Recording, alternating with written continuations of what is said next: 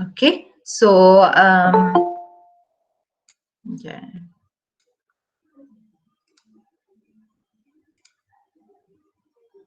So we have 39, so expectation ada 10 lagi. Okay, so let's move on to today's today's topic. Okay, so which is on project definition. Right, project definition is basically the first formal process of project management. Okay, so basically this will be the first stage of your project management process lah. Okay, project definition. So from the term basically is pretty clear. Okay, so project management, project definition meaning that you are trying to define a project, what your project is really about. Okay, so what the client actually wants from your project. So you define the project dulu. So what does your project actually mean?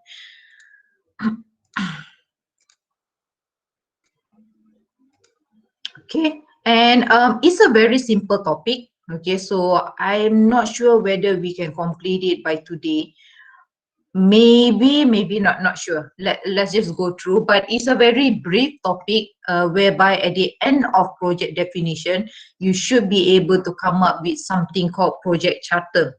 Okay, so we'll go through that in a while. Okay, so at the end of this chapter, okay, you should be able to discuss why is it important to define a project, what are the questions that normally would guide you in answering the project definition, and also what are the essential elements in a project charter.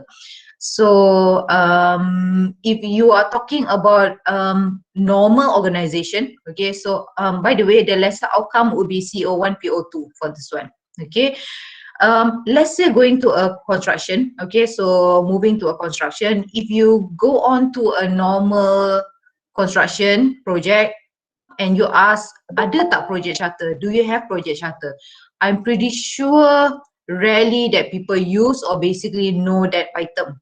Okay, so it's a formal term of project management, but how well it is being used, hold on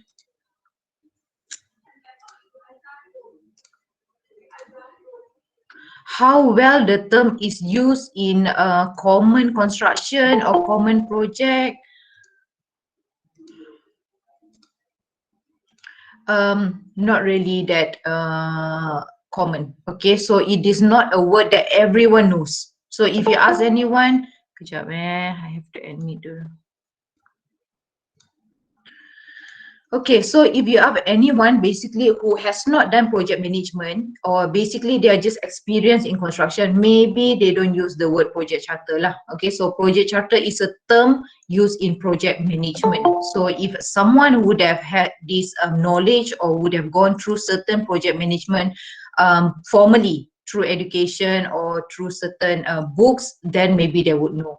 But kalau tak, sometimes your project charter can be just called macam working paper. Okay, so kertas kerja ke, or SOLDOS preliminary documentation to set a project in a certain direction. Okay.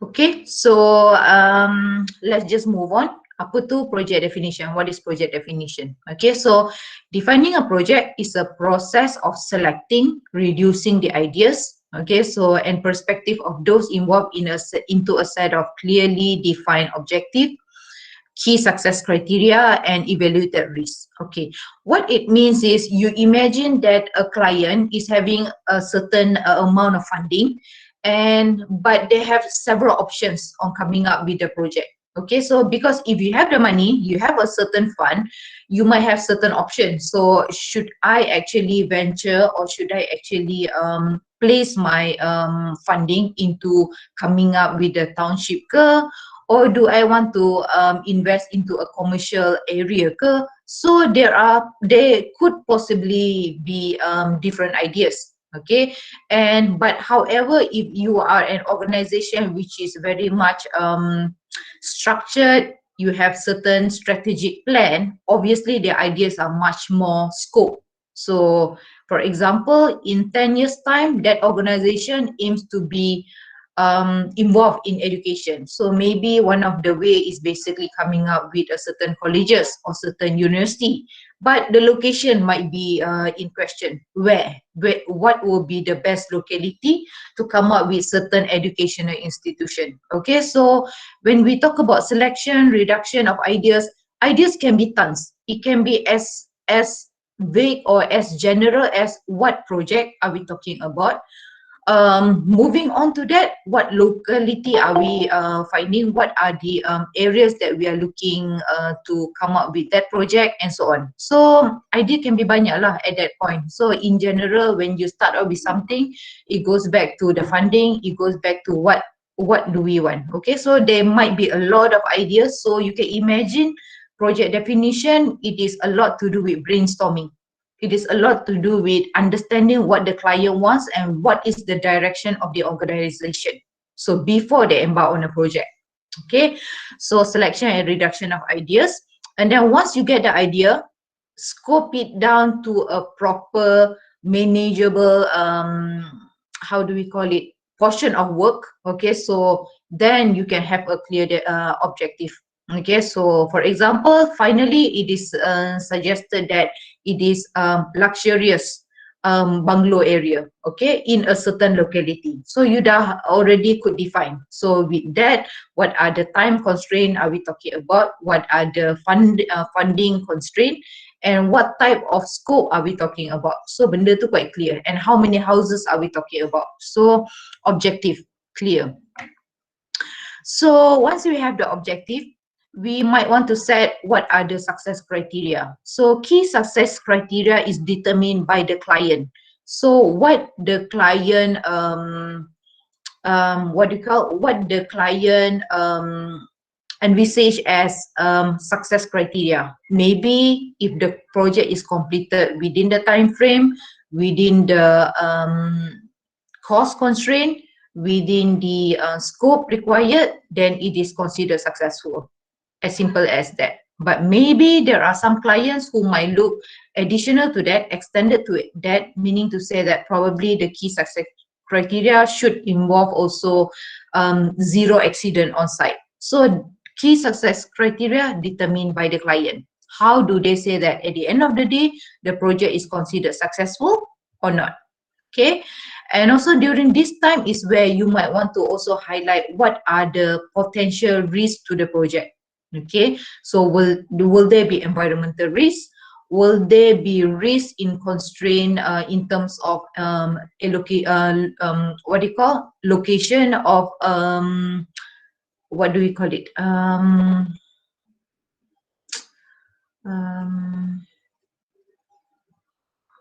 there's word for it.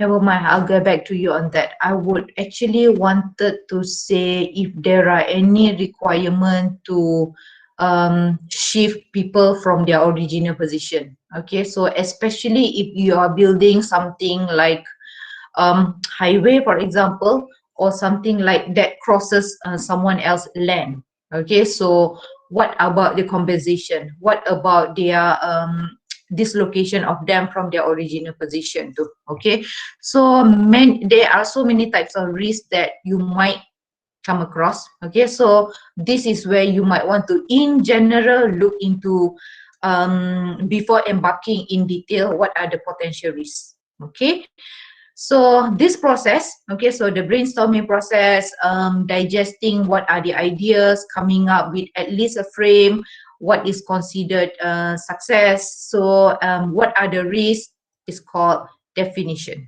Okay, so this is done very, very much earlier at the client's organization. So it is not done at contractor couple. So it is done very initially at the client's organization. If it's a traditional bid build project, conventional project, the client might get the opinion of the architect dulu. Okay, rather than going to the CNS or rather than going to M&E, if it's a normal conventional project, the client might get in touch dengan architect dulu. Okay, so architect will come up with this conceptual idea. Okay, maybe the design is as such. You might want to integrate green if the client is going towards green. So that is how they start kick off a certain project. Okay, so definition process. And basically this process should end in a documentation, a document called project charter. Okay, so if it's not common to you, they might sometimes call it as maybe working paper. Okay, so working paper for a certain project and so on. Okay, so anyhow, whatever that a document that has been derived very much earlier in the project and given to a project manager to actually move on further with that is called a project charter. Okay, next.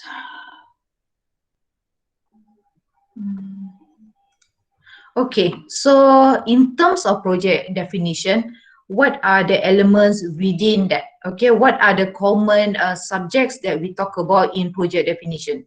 These are the common things. Okay, so let's go through it one by one. One, we might want to ascertain.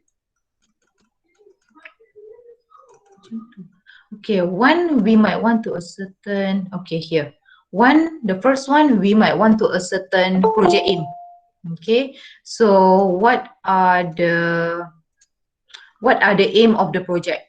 Okay, so if you are the who comes out with the documentation, who gets the write-up and who does the documentation? If it's a traditional bid build project, as I mentioned, might be the architect, or if it's it has not reached the architect, it has not reached that level, it might be only the project manager working within the organization of the client. Okay, so meaning to say that a project manager that represents the client. It can be a project manager based in developer's office. It can be their job. Okay, so because when a client suggests something, you need someone to come up and follow through with that item. So usually this document is developed by the project manager that represents the client or working for the client. Okay, so normally the first thing first, what are the aim of the project? Okay, so as a project manager, you might want to ask the potential client what the client wants from the project. Okay, so sometimes client, they have the cost, they have the capital, but they are not sure which way to go about it. Okay, so obviously besides only asking the client, obviously as a project manager, being a proactive project manager, you might want to liaise also with the strategic department of an organization. So if you're talking about large organization or any organization in that matter, I suppose they should have a certain aim for their organization. After 5 years, where do they see their organization would be? Rarely that I would think an organization would, okay, this is enough and I'm just sufficient with this, I'll live with this. So it is just kais pagi makan pagi. Normal organization, there are aims for it. Okay, after 10 years, I would be in where? I would be where? After 20 years, where, what sector do I want to embark in? So if you can see into larger organizations such as IJM, Sunway, construction is only one of their subsidiary. Okay, they have developer, of course, they have their main contractor, they are venturing into education, healthcare, a lot of other sectors. So aim of every organization is different. So you as a project manager, you have to look through the whole thing. Okay, so once it is a certain, okay, the aim is basically towards developing a township, that is what they want, and that is aligned with the strategic plan of the organization. Okay, so that is as such. Okay, so probably that will be the aim. So once aim has been given to you, okay, the next thing that you might want to look into will be what are the perceived benefits and risks of the project. So once you have the aim, okay, so you have that, okay, the idea is actually to build a certain luxurious bungalow in a certain place. what could be the benefit, okay, and who would it benefit, and what are the risks of the project. Okay, so if it's a luxurious bungalow, it could only address, or it could only provide satisfaction to only a few people around there. But is it necessary? Why is it necessary? So maybe there are people, actually customers with large capital, large amount of cost with them, large amount of money with them, tapi in that certain locality dia tak ada ways that they can actually spend in terms of a residential. So maybe it will benefit certain sections of that community. Okay, so and there are basically, when you come up with a project, when a client comes up with a project, you must have a benefit. Okay, so how would it benefit the end user, and how would it also benefit your organization? Without having this benefit, without even asking this benefit, there's no point in coming up with a project. Okay, so what benefit do you or the client expect from the project? So obviously, if you're talking about private, the benefit goes back to profit oriented. Okay, and if you're talking about public client, it goes back to the people. All right, so a project that benefits the people. So for example, school, if it is a public school, I don't think the client is actually looking for profit. Tak ada. So it is for the people. So but detailed benefits of each project relies on the type of project. Okay, so in general, you would say public would look into a project which are done for the people, benefits of the people. Private would be for profit orientation, okay, profit oriented. But nowadays, a lot of private that actually does project not only for profit, but at the same time, it is also for community services. So it is would be killing two birds with one stone, basically. Okay. So what benefits do you or the client expect from the project? So basically, you as a project manager, you need to go deeper than the aim. Okay, let's say the aim is coming up with a certain project, you need to query, go deeper, what are the benefits of the project yang with the aim tu. Okay, so what are the benefits of the project, and what does client expect from the project once it has been developed and so on. Okay, so this one is just an example from IT. Okay, so for example, an organization decides to have a website, okay, but not sure why.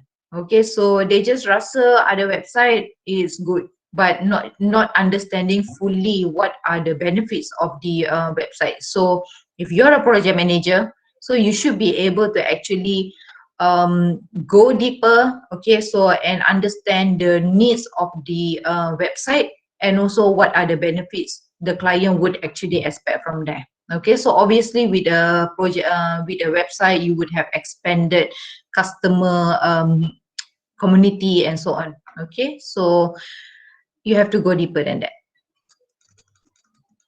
Okay, next, basically, you need to define the contextual factors. Okay, what could actually influence the project? So knowing the aim, knowing the benefits, and the client is happy with the aim, the client is happy with the benefits, you need to understand what could give effect to the project. Okay, what could be the affecting risk to the project. Okay, so there are many contextual historic factors. If you ignore it at the initial stage, it can create problem, especially projects which are brownfield. Okay, so projects not from green. So for example, let's say that particular site you have selected, and previous owner of that land actually has done soil investigation and so on, tapi stop kat sana. Okay, so they stop upon soil investigation, they stop the construction or they stop the development. You need to know the historical of it. Why? Okay, so there might be a soil issue, there might require high cost on foundation and so on. So historical factors of the site, historical factors of the locality, it needs to be known. Okay, so the context is the environment in which a project will develop. And there are many possible contractual factors that might influence project. Okay, so depending on the type of project. So of course, if you're talking about coming up with a high rise at a mining area, so or coming up with a high rise in ex landfill area, so it can give you a lot of different possibility. Okay, so first, the how the strength of the ground. Okay, so the strength, the bearing of the ground, it could actually bear the structure from the above. So those are the things. Okay, so some possible factors that you might think of. Okay, so these are just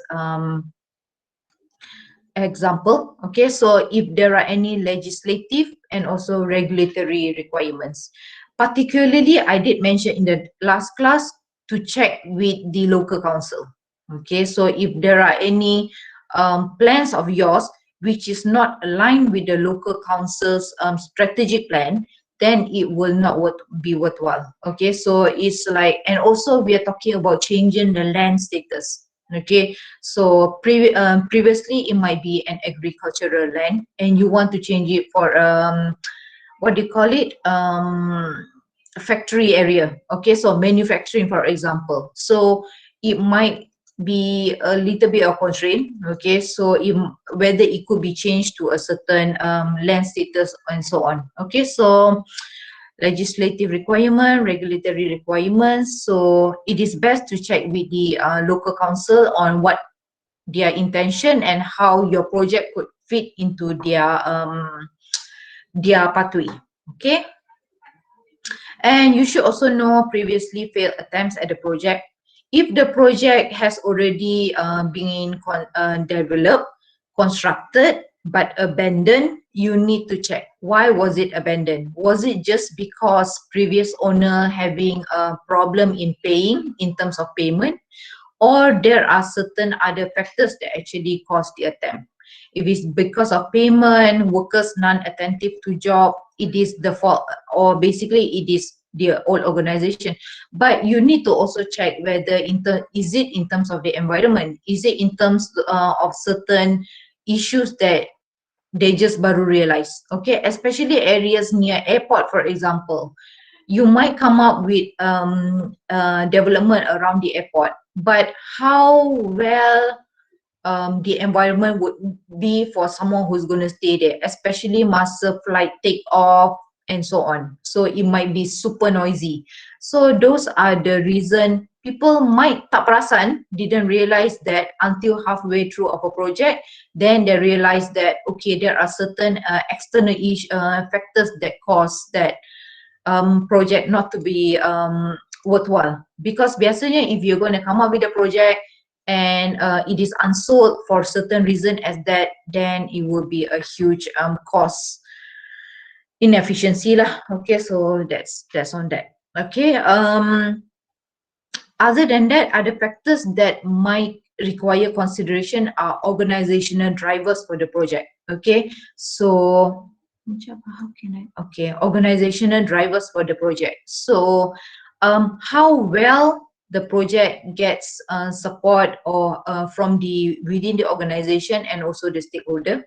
Okay, other than that, internal external support or opposition to the project, particularly project that would impact the community. Okay, for example, MRT. Okay, so the construction of MRT, especially the column, would take quite a while. It would have disturbance to the traffic surrounding that area. How well the project receives opposition. But in Malaysian perspective, they do get the opinion, but how well would it suit to the community? It's difficult to say. So for example, in New Zealand, once they have a certain project, they would actually entertain the community's request, opposition, what are their concern, and usually they would try to address to the point that the community finally agree to the project because all their concerns has been taken into account. Okay, so it includes ni lah public opinion tu. Okay, and also physical environment of the locality. Okay, so of the site. Is it on a hilly area? Is it, for example, near river area? So is it near the what do you call, beach area? So the physical environment plays a huge role as well. Okay. Next question you might want to ask would be, define the deliverables. Okay, so what is expected from a project? So this is pretty straightforward for construction, okay, because further from here, it will be what do you call it? It will be stated in the contract. But this document comes way ahead before the contract. Okay, so hence this is where you get like the initial agreement on what are the deliverables of the project. Okay, so how can we say that the contractor has completed the job?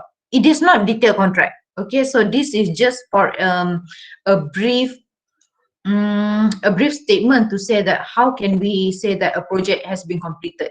Okay, so many projects and in frustration when the contractor feels project complete but the client was expecting more. Okay, so this would be the build up to your contract document tu nanti.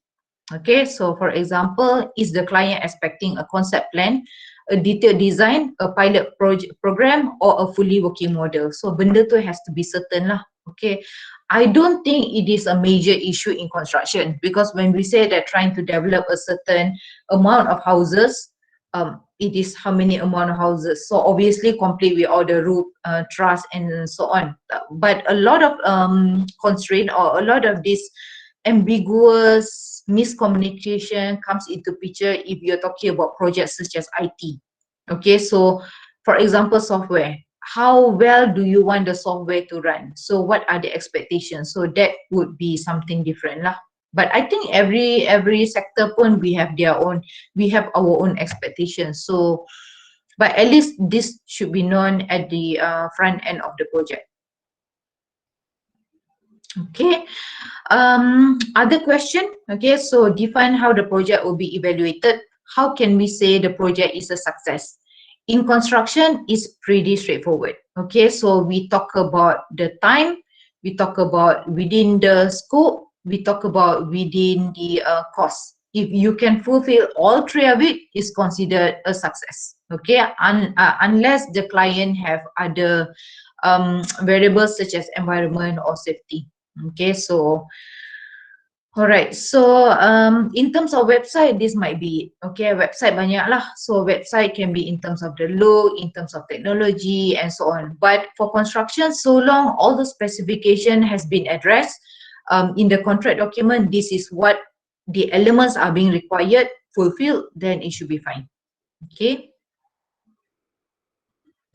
Other than that, in terms of initial stage of project definition, define the funding and resource available. Okay, so what resources are available for the project? At the initial stage, you need to know whether your client is having sufficient fund. Okay, so do they have the sufficient capital to actually go on further with the project? And other than that, do you require other resources such as certain skilled workers? Let's say it is a project that emphasizes 100% on IBS, then your people requirement will be more on skilled workers. Okay, so it is not on foreign workers and so on. And do you actually require specialized job in your project? Do you require any certain hydrologists or environmentalists or geologists to incorporate, or there are certain elements in your project that requires them? So these are the things that you might think of. Do you have the right people for the project? Okay, and do you have the technology required for a project? Let's say you are bidding for JKR project more than 30 million. So if I'm not mistaken, now currently there are certain 50, I can't recall. So there are certain costs that is being required. Above certain costs for public project, JKR project, you are required to use BIM. Okay. If you are bidding for such project more than 100 millions, okay, do you have the right technology to actually incorporate into that? Okay, BIM for example. So if you have that, but if you don't have the right people, how will you manage the project? So before you come up with a certain project, you have to ensure you have all this right. Material is also important, especially if you're talking about materials which are imported. Okay, so with the current COVID situation, for example, and you're coming up with a project that requires material from Italy, for example, Italian marble and so on, viable or not? Okay, so to have such material input. Okay, so these are some of the things that you might want to look at in terms of resources before you actually say that, okay, this project is feasible and doable. So in general, I would say that this is basically project feasibility process lah. Okay, so but way before feasibility, you are just trying to come up with project apa dulu, and then you go on to whether it's feasible or not. Okay, so these are like a brainstorm session basically. Okay, next is basically to define the guiding principle. What is guiding principle? Guiding principle is the principle set by the client. Okay, so maybe there are certain principles set by the client. So for example, maybe I'm a client and I think my guiding principle or my principle is the workers should be 100% local workers. Maybe that is what I want. Okay, and that is the principle of the client. Then you need to understand those guiding principles and you need to highlight in the document. Okay, so you need to make sure are there any underlying principles that you need to be aware of. Okay, so many organizations have their own set of principles to guide their operation. Okay, there are some organizations that might, let's say, focus on zero defect. Okay, and that is their guiding principle. So for this organization, there should be zero defect. So this should be highlighted so that other people who's going to come into the project is aware of this principle. So this should be spelled out in the document juga. Okay, so you need to know what these are and do not contravene them. Okay, so because that is the guiding principle for the project set by the client, it should be followed through. Okay, adapting this guiding principle for the project reassures you that the client okay, that your approach will blend easily with their organizational direction. So normally when a client is having certain principle of their organization, they have certain aim for it. So maybe they have this certain aim of support local products. Okay, so even the workers are 100% local. So that might be it. Okay, so a project as such. Okay, next item will be project charter. So far, any question? So these are basically the elements, and normally once you have that question answered, we input it in a project charter. So far, any question? I have a question. Okay. For the factors that influence the project, Okay. for the public opinions, which party that is responsible for the to get the public opinion? Is it wakil rakyat or project manager or someone else? Usually is the developer, usually is the client. So because they propose the project, they need to get the approval from the public to say that the project is feasible and there are ways they can countermeasure or counter react with whatever concerning the people. So it should be the developer, the client. Wakil rakyat, no, they shouldn't have any part in the project. Maybe their input as a wakil rakyat if the community raise concern through their member of parliament or whatsoever. So the member of parliament is the voice of the people. So if let's say I'm the community in a certain parliament, I rather than my own voice, mungkin orang tak dengar, so I might raise it to the member of parliament. Member of parliament needs to get to the developer to check on the project. These are the constraints of the people. How are you going to address it? So rather than you have every one of the community buat picketing, so it might be through one party or one member of parliament that deals with the project developer. So, and then there are discussions. So, if the member of parliament requires the community to join the meeting, okay, boleh juga. So, something like that. So, the person who's gonna deal with the concern of the people must be the developer because he's the initiator of the project too. Okay? Did I answer your question? Siapa tu tadi? Yes, thank you, Doctor. Okay. All right. Any other questions from here? Doctor, Yeah. regarding the same topic, public opinion, how many of the Malaysian companies' projects actually take the public opinion into account? Like, for example, the public agrees that Malaysia has too many malls, but then malls are still constructed compared to recreational parks. How many?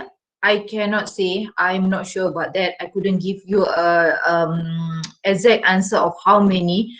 But projects such as MRT, they did acquire public opinion. But how far the public opinion has been addressed, their concern, that is still arguable because I did hear from my colleagues who are staying near this MRT construction. There are traffics, you know, even if we go through LRT3 project site on section 7, we still come across this traffic nuisance. The roads are closed, narrow. And at the end of the day, the community around there voice their opinion, but project still goes on. So how well those are taken into consideration and how well their concerns has been addressed, I couldn't give an answer for it. But as far as I know, basically it is still the nuisance are still there, the concerns are still there. So quite difficult for me to comment benda tu. How many projects also I don't know, but I'm very sure MRT has conducted that. So high profile projects would have conducted such public opinion. So but in comparison that I know of the processes in New Zealand, they take public opinion very seriously. So if there are concerns of public which the developer could not address, the project will not be proceed. So the developer needs to address all the possible noise pollution, all those traffic and so on. So different way of dealing with it between different countries. Hopefully I answered your question briefly lah. Ada benda yang I couldn't answer because I don't know how many that have actually conducted. I know high profile projects would have that. Okay. Okay, thank you, Doctor. Okay. Any other questions? Okay. If tak ada, let's move on to the next one. Okay, so first you actually trying to understand what the client actually try to came up with, and then once understanding that, the next will be to document it in a document form. We call that project charter in a project management. But if it's not called project charter, it can be called any other term so long that is like the initial document yang document the whole initial agreement lah, basically initial way forward. So it's like a kertas kerja. They might call it working paper for project something. Okay, so but the official term is project definition document. Okay, so the project charter is the first document that exists in the project.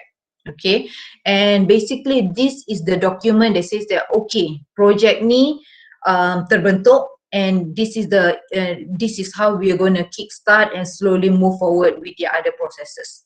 Okay, so project charter names the project, briefly describes it. Okay, so it should be written by the project manager. So please make sure project manager ni based on developer. So it would be either working for the developer or representing the developer, because the developer can hire like a private PMC, project management consultant, or it can be an architect, so-called project manager juga. Okay, but it is not a project manager that works for the contractor. Okay, so it is project manager yang work for the developer too. Okay, and it must be issued under the signature of someone above the project manager. So basically this document, it is it's a formal document, so it will be signed off by the stakeholders. So it is not a working paper without signature, just catik-catik macam tu, tak ada. Okay, so it's a formal document to signify that the project can move forward from here onwards. Okay, so there will be signature by someone above the project manager who has the authority to make project assignment. Okay, so project charter and projects, their project charter can be bentuk lain-lain. Okay, for a simple project, you might have project authorization, you might have project manager's name, you might have aim, objective, simple schedule, simple risk, and that's it. Okay, how you craft the project charter depends on the client. So there are simple project charter, there are more complex project charter. So there might be a project charter with a timeline which are quite detailed, for example, design, procurement, construction, and much more detailed. And there are some project charter simple je, the timeline to 2 years, for example, from when to when. So how detailed the document would be depends on the requirements of the client. Okay, so what it needs to have basically is the what you have translated from the beginning. Okay, so you ask the question, and this is where you put it in a statement form. Okay, so you have project authorization, maybe the first section. So it's a brief written statement that identify is authorized by that person. So normally a person higher rank of the project manager, or to have the agreement of stakeholder, you might get the stakeholder. Kalau tak, might be the project director or the developer, the client macam tu. Okay, so project authorization. And then you would name the project manager. Okay, so the name of the project manager, including description, responsibility, could be identified. Okay, so there might be term of reference within here, TOR ni. Okay. So from there, you might have key stakeholders listed in your project charter. You might be able to identify who are the key stakeholders. Okay, so all key stakeholders identified in project proposal.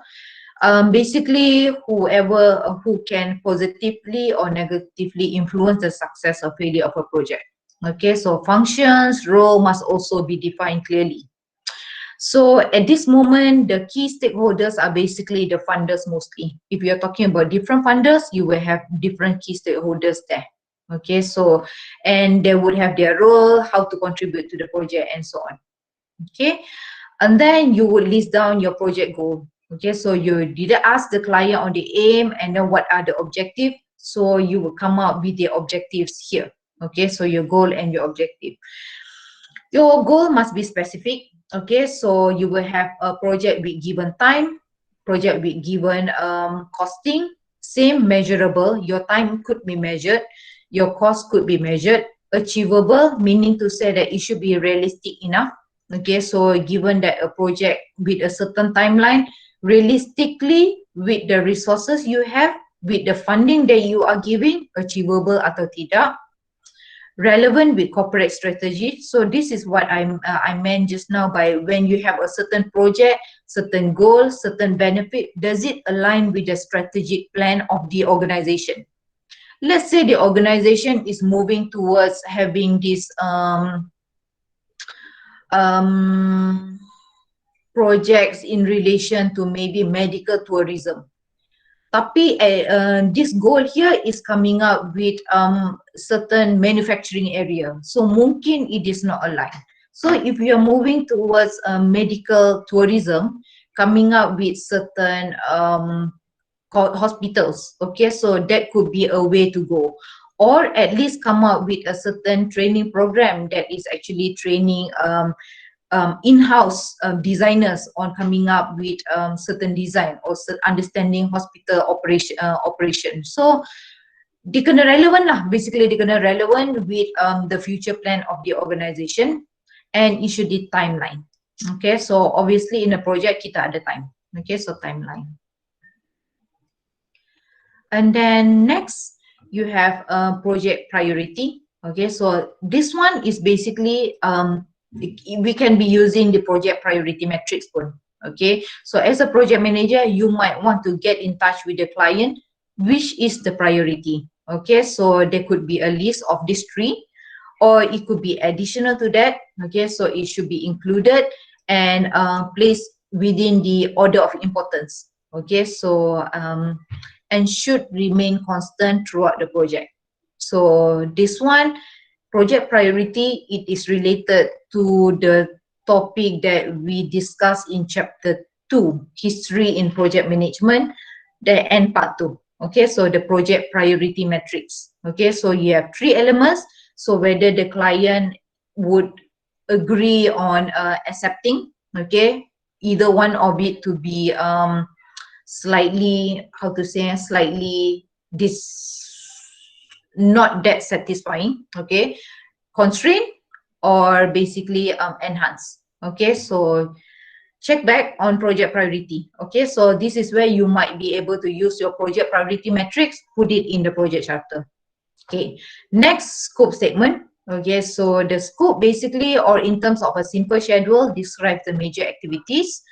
It should be crystal clear if extra work needs to be added, how it would be added. So this is very important, because sometimes you create the scope, and then over time with discussion, the scope gets bigger and bigger and bigger. So we do not want that. If we can have this scope clear at the first instant itself, you can actually properly arrange your the extent of your project too. Okay, so it must reflect the approved scope described in project proposal and could be further expanded if required, but the best is that is the scope, you work within the scope. Kalau tak, you will be haywire nanti. After the second, third, fourth, fifth meeting, the scope getting bigger and bigger and bigger, it will become endless. Okay. The next will be product requirement. Okay, so what are the requirements of your product, or what are the requirements of your outcome though? So for construction, it can be, for example, what is required by the customer. Okay, so either marketing or customer will identify the product requirement. So usually if before any project, before embarking on any project, we conduct something called a market survey. Okay, so for a developer, for construction, you might want to conduct a market survey on that locality. So for example, if you're coming up with a luxurious bungalow in an area which might not be that suitable, so you need to have that market survey to know whether do you have that demand, that you are going have that demand for your product too.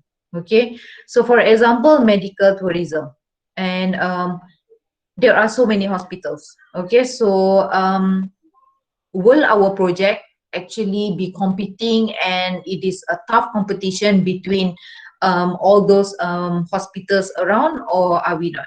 And especially like your friend mentioned just now, if you're talking about so many mosques being built, newly built mosques, in comparison to recreational area, which is in demand. Okay, so because now we are striving towards healthier living. Okay, so we are talking about reducing medical costs, because at the end of the day, when you're talking about medical, it goes back to high blood, high cholesterol, heart disease, all those diabetics, so all those disease which might be reduced, might be reduced with healthy living. So, and that gets us, you know, being a, you know, in a better citizen, like in a way. So those are the things, because sometimes when we build too much, is it oversupply and kita tak ada demand? So we need to know that.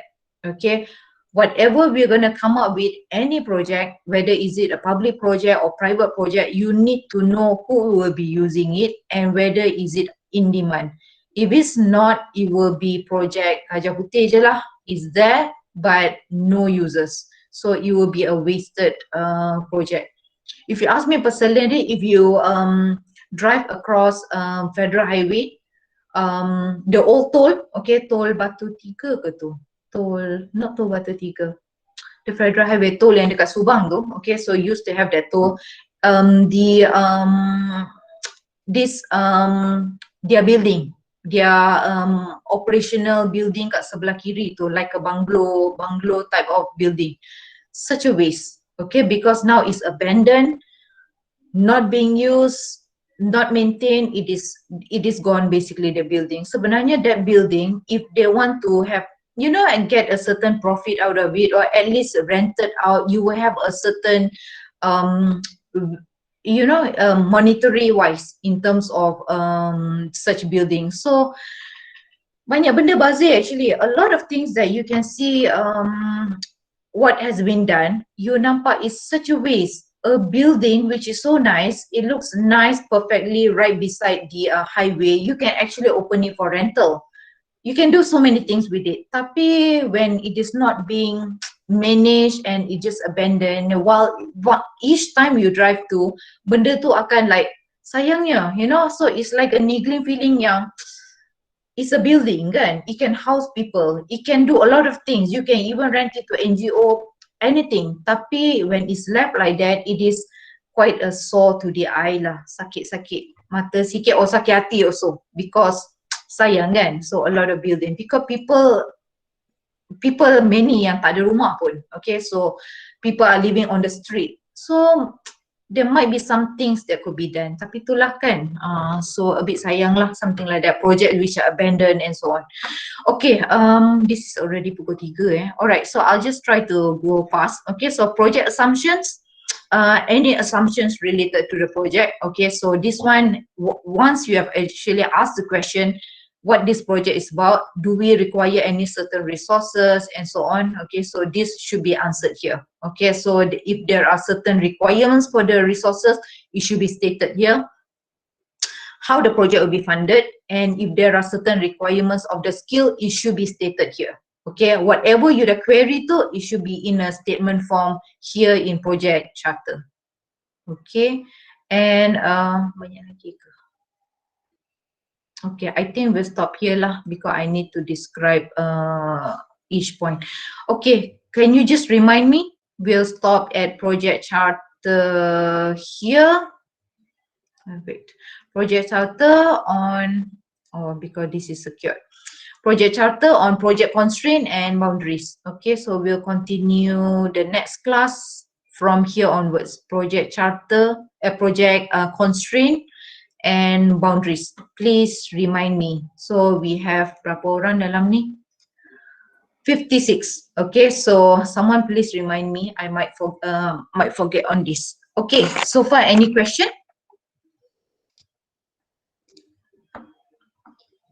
In regards to today's topic? No. Okay, so if no, I think we can end the class here. We will still continue with this topic in the next class. So you can ask me during that time. Okay, so if there are no question, then thank you for your attention, and we'll end the class today. I'll see you in the next class. Thank you, Doctor. Thank you, Doctor. Thank you, Doctor. Thank you, Doctor. Thank you, Doctor. Thank you, Doctor. Thank you, Doctor. Thank you, Doctor. Alright.